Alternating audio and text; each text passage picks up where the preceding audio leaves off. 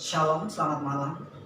Kembali malam ini kita akan merenungkan firman Tuhan melalui renungan malam seiman tanggal 24 Oktober 2020 yang ditulis oleh Ibu Catherine dan Pendeta Jonathan Kuntara dengan judul Hukum dan Injil di Sinai. Kita tunduk kepala satu dalam doa. Bapa, terima kasih untuk waktu yang telah Kau nyatakan bagi kami di mana kami boleh merenungkan firman-Mu.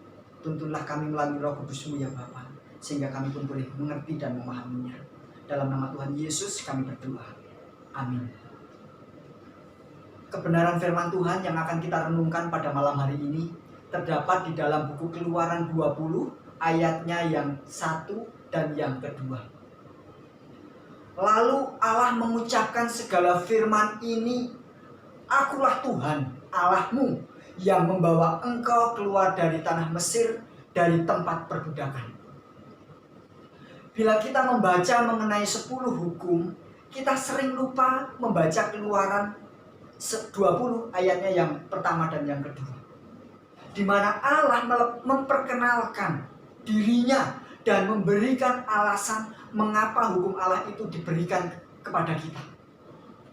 Ayat ini jelas menyatakan alasan mengapa hukum Allah diberikan. Sebab Tuhan sajalah yang telah menyelamatkan orang Israel dari perbudakan di Mesir.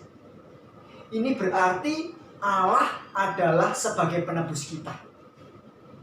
Setelah pengumuman 10 hukum, Allah memerintahkan orang Israel untuk mendirikan sebuah mezbah dan mulai mempersembahkan persembahan yang mengungkapkan kasih karunia-Nya yang menyelamatkan itu.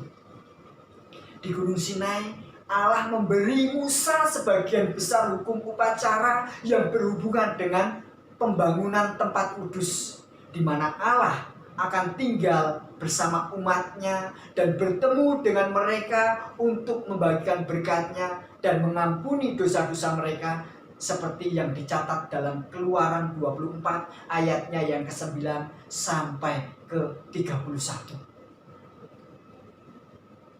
Ada perluasan sistem pengorbanan sederhana yang telah ada sebelum Sinai ini. Bayangkan, pekerjaan pengantara Kristus untuk penebusan orang-orang berdosa serta pemulihan keabsahan dan kekudusan hukum Allah. Tempat kediaman Allah berada di bilik yang maha suci, di bilik yang maha kudus dari tempat kudus di bumi ini. Di atas tabut kemurahan di mana disimpan 10 hukum itu. Setiap aspek dari pelayanan di bait suci melambangkan juru selamat. Korban sembelihan menunjukkan kepada kematiannya yang mendamaikan sehingga dapat menebus umat manusia dari kutukan hukum itu.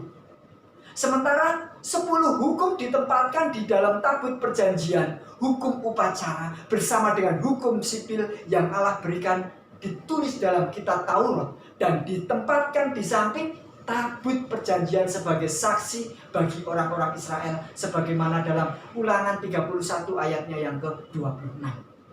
Kapan saja mereka berdosa, saksi ini mengutuk tindakan mereka dan memberikan persyaratan yang terperinci untuk rekonsiliasi dengan Allah. Dari Sinai sampai kematian Kristus, para pelanggar dari 10 hukum menemukan suatu harapan, menemukan pengampunan dan penyucian oleh iman dalam Injil yang digambarkan dari pelayanan bait suci dari hukum upacara itu. Dengan melihat semua ini, jelaslah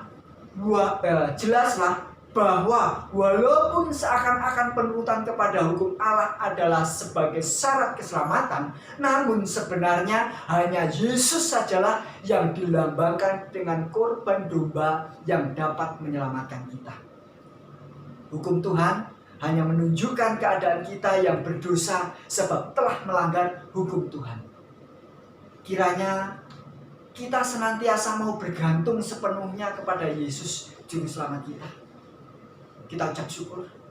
Terima kasih Bapa, kami bersyukur oleh firman yang boleh Engkau berikan bagi kami. Dan kiranya kami boleh menghidupkan di dalam kehidupan kami. Dalam nama Tuhan Yesus ya Bapa, kami berdoa. Amin. Tuhan memberkati.